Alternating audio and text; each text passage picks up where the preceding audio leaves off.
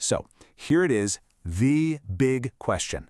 But you know, what's interesting here isn't just getting a simple yes or no answer. It's really about understanding the why behind it. The source material we're looking at today lays out a very specific biblical framework to tackle this, and that's exactly what we're going to explore.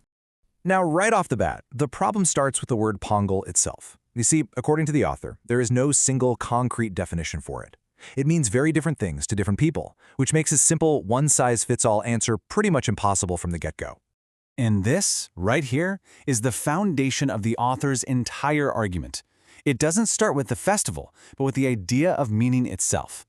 To really get the logic about Pongal, we first have to wrap our heads around this concept of how words actually work. The author uses this fantastic analogy. Just think about the word God. To a Christian, that word points to Jesus Christ. But to a Hindu, it could mean Krishna or Surya, and to a Muslim, it means Allah. It's the exact same three-letter word, but it unlocks completely different realities for each person. And that just perfectly connects us back to Pongal. For some people, it's just a cultural harvest festival. That's it. But for many, many others, it is deeply religious. So you have the same celebration holding two very different meanings at the exact same time. Which, of course, brings us right back to where we started. Just knowing that the meaning is subjective doesn't really solve the problem, does it? In fact, the author argues it makes things way more complicated. It means that any decision you make has to be based on a really solid framework. Okay, so here's where the whole argument takes a turn. The author introduces a specific theological tool to look at this problem. So we're going to shift from asking what Pongal is to asking how a Christian should think about it. And that tool is called the weaker brother principle. The source actually draws a parallel to something the Apostle Paul dealt with in the early church. You can read about it in 1 Corinthians. The big debate back then was whether it was okay for Christians to eat meat that had first been sacrificed to pagan idols. And this verse right here is the foundation for the whole principle. The author really stresses this. Paul's concern isn't about whether the act is technically right or wrong for the person doing it. The entire focus, 100%, is on the impact your freedom has on other people. Now, it's super important we get this definition right, because it's not what you might think.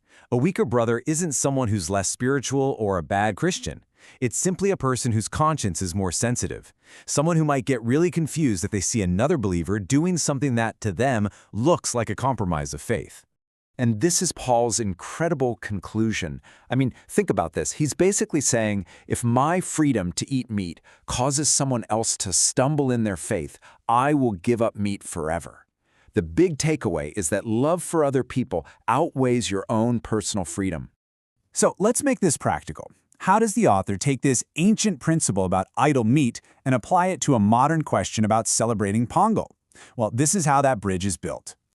Okay, look at how the author lays this out. It's like a chain reaction. Step 1 is the action. A Christian celebrates Pongal. Step 2 is their intention, which is totally pure. In their mind, it's just a harvest festival. But here's the problem. Step 3, the perception. An outsider doesn't see your intention. They see your action, and they might connect it with, say, sun worship. And that can lead them to a really damaging conclusion. And this is the absolute heart of the author's entire point. Our private motives, what's going on in our heads and our hearts, that's totally invisible to everyone else. People can only see and interpret what we do on the outside, our actions. And according to the author, these are the kinds of harmful conclusions an observer might come to. The action, no matter how well-intentioned, could send the message that, oh, Christians worship our gods too, or that Jesus is just another name on a long list, or that there's really no difference between Christianity and other religions. This is what's called a stumbling block. So where does all of this lead? Well, the final part of the argument brings it all together, with a really clear call to action. The author points to scripture like this one to argue that Christians are called to be a distinct people. And the whole point of being distinct isn't to be isolated or weird, it's to clearly show the world something amazing about God. So the author's final recommendation, from this point of view, is pretty direct. The call is to choose clarity. It's to pursue a black and white witness, rather than stretching into cultural gray areas, because the risk of causing confusion is just considered too high. But the argument doesn't just end on a don't do this. It pivots to a do this instead. The author suggests we shift our entire focus away from these cultural debates and onto a completely different kind of harvest. And this final verse is used to reframe the whole conversation. Using Jesus' own words, the author argues that the most important harvest we should be worried about isn't an agricultural one, but a spiritual one, a harvest of people.